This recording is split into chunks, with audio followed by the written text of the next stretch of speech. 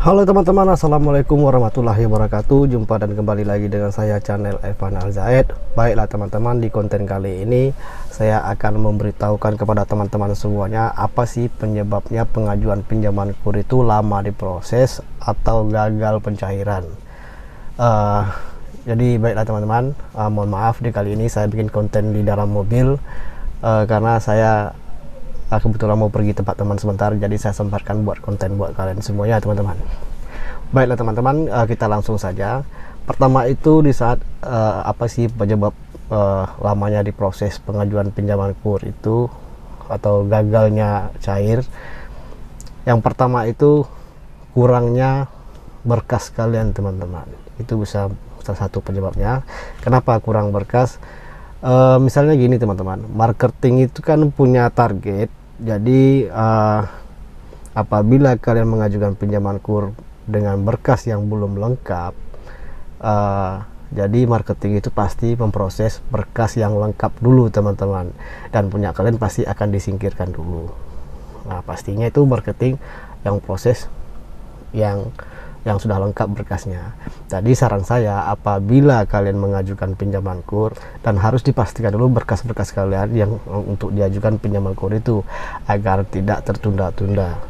Dan takutnya nanti jika orang bank ini sudah menunda dan memproses punya orang lain, bisa-bisa punya kalian terlupakan.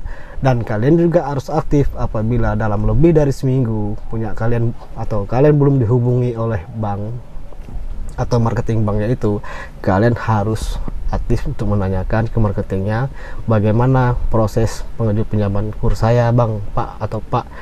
Jadi harus tanya kepada marketing itu, takutnya terlupakan berkas kalian karena dia memproses berkas orang lain dulu karena berkas kalian nggak lengkap, atau dia juga nggak ngabarin ke kalian bahwa ada kekurangan punya kalian. Jadi kalian itu harus aktif untuk nanyakan ke marketingnya jika atau apabila lebih dari seminggu kalian belum dihubungi oleh marketing. Nah yang kedua teman-teman, yaitu penyebab gagalnya pengajuan pinjaman KUR atau lama diproses bisa juga dari biaya checking atau slik OJK. Di saat kalian pengajukan itu pasti bank akan mengecek biaya checking dulu. Nah apabila misalnya di hari itu berkas banyak masuk atau mungkin lebih dari 10, maka orang bank melakukan pengecekan biaya checking sekaligus dengan berkas yang ada hari itu. Jadi bisa lama menunggu proses slik OJK-nya, dan maksimal itu biasanya itu bisa 4 hari, bahkan bisa 5 hari teman-teman kalau ngecek sekaligus banyak atau 10 berkas. Jadi itu juga bisa bikin tertundanya atau agak lamanya proses pengajuan pinjaman KUR tadi teman-teman.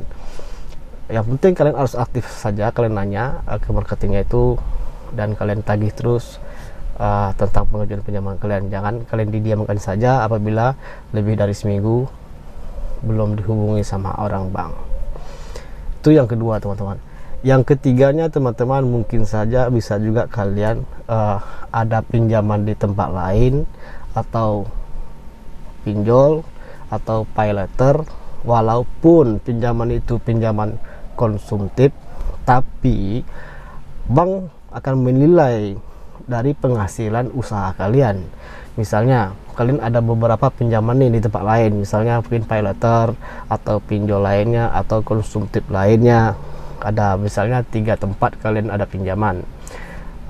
Jadi di saat kalian mengajukan pinjaman KUR, pasti bank akan melihat kalian ada pinjaman di tiga tempat, dan analis akan menilai nih penghasilan usaha kalian, sanggup atau mampu nggak dengan penghasilan usaha kalian untuk membayar semua cicilan itu.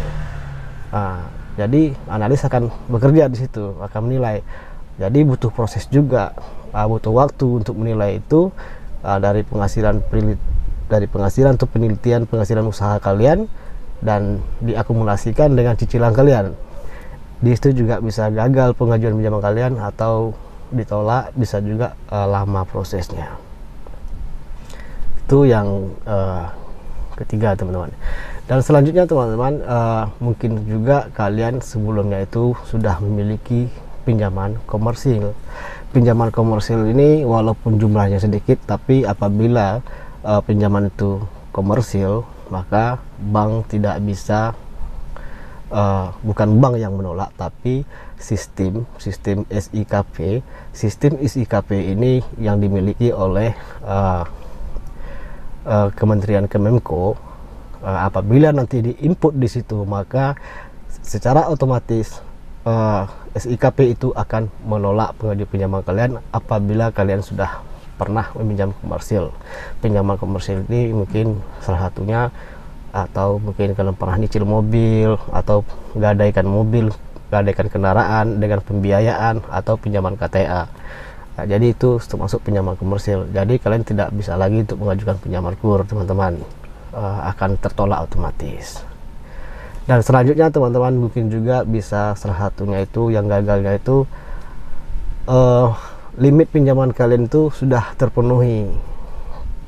Karena limit pinjaman KUR ini kan maksimalnya itu 500 juta maksimal, dan apabila kalian sudah berkali-kali mungkin top up untuk mengajukan pinjaman KUR, mungkin sudah mencapai limit, itu juga salah satu bisa tertolaknya proses pengajuan pinjaman KUR kalian.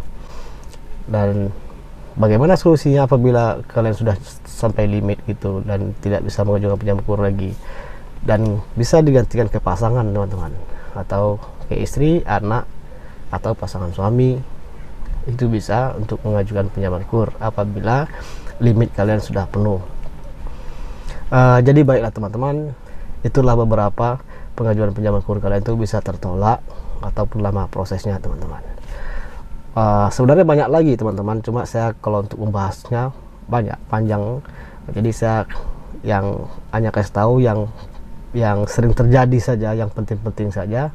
Itulah yang pastinya itu penyebabnya itu tertolaknya pengajuan pinjaman KUR dan namanya juga proses.